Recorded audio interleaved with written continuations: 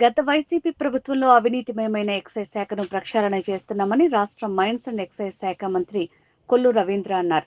నవోదయం 2.0 కార్యక్రమంలో భాగంగా కృష్ణా జిల్లా కలెక్టరేట్లో సంబంధిత శాఖ అధికారులతో మంత్రి సమావేశమయ్యారు.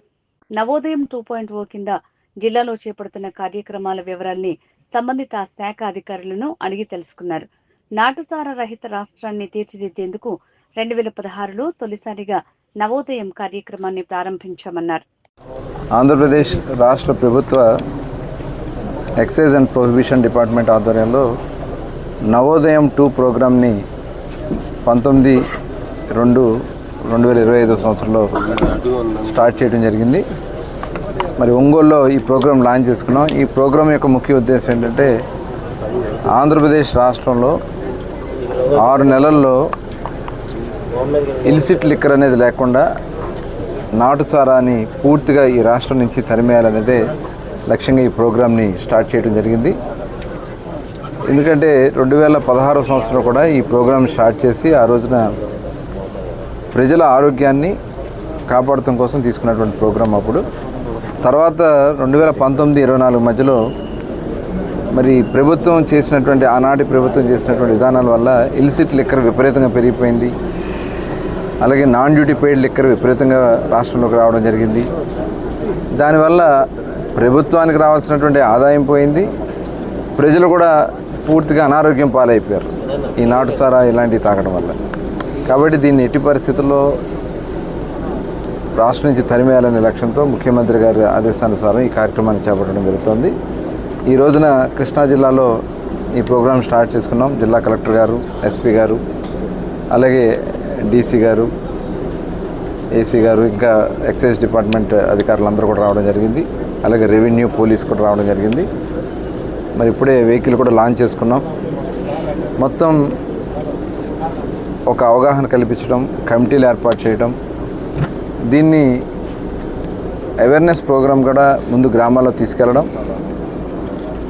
ఫేజ్ వైజ్గా అందరి మీద కూడా ఎవరైతే దీంట్లో ఇన్వాల్వ్ అయినారో వాళ్ళందరినీ కూడా ఐడెంటిఫై చేయటం, వాళ్ళకి కౌన్సిలింగ్ ఇవ్వడం, దానికి కూడా అయినకపోతే వాళ్ళ మీద కేసులు పెట్టడం, బైండ్ ఓవర్స్ చేసుకోవడం, దానికి కూడా వాళ్ళు ఇదేమన్నప్పుడు ఆల్టర్నేట్ లైవ్లీహుడ్ కూడా ఏర్పాటు చేస్తాం. లేదంటే ఇంకా పీడీ యాక్ట్ పెట్టి వాళ్ళ మీద సీరియస్గా యాక్షన్స్ తీసుకోవడం జరుగుతుంది.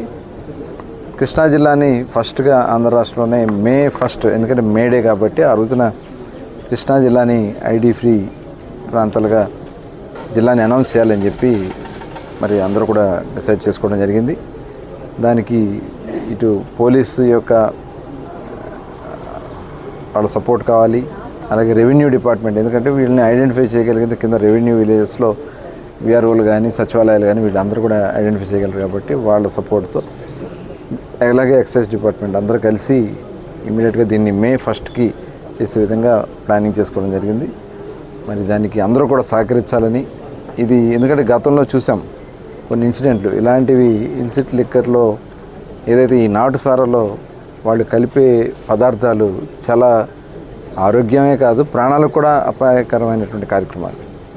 దాంట్లో బ్యాటరీ పౌడర్ వేస్తారు, అలాగే దాంట్లో పనికిరాని బెల్లం, కుళ్ళిపోయిన బెల్లం వేస్తారు, అట్లాగే అమ్మోనియా ఏదో యూరియా ఉంటుందో యూరియా వేస్తారు. ఇవన్నీ కూడా కుళ్ళబెడతారు కాబట్టి అవన్నీ కూడా సమపాళ్ళల్లో ఎక్కడొక చోట ఎఫెక్ట్ అవుతుంది బాడీస్లో. కాబట్టి దీన్ని ప్రజలకు అవగాహన కల్పించాల్సినటువంటి అవసరం ఉంది. దానికి అవేర్నెస్ ప్రోగ్రామ్స్ ద్వారా ముందుకు తీసుకెళ్తాం. ప్రజలు కూడా మీరు అందరినీ కూడా అప్రమత్తమై దీన్ని మన రాష్ట్రం నుంచి తరిమించడానికి అందరూ కూడా సపోర్ట్ చేయాలని కోరుకుంటూ చేస్తారని చెప్పి ఆశిస్తూ అందరికీ నమస్కారాలు. Thank you.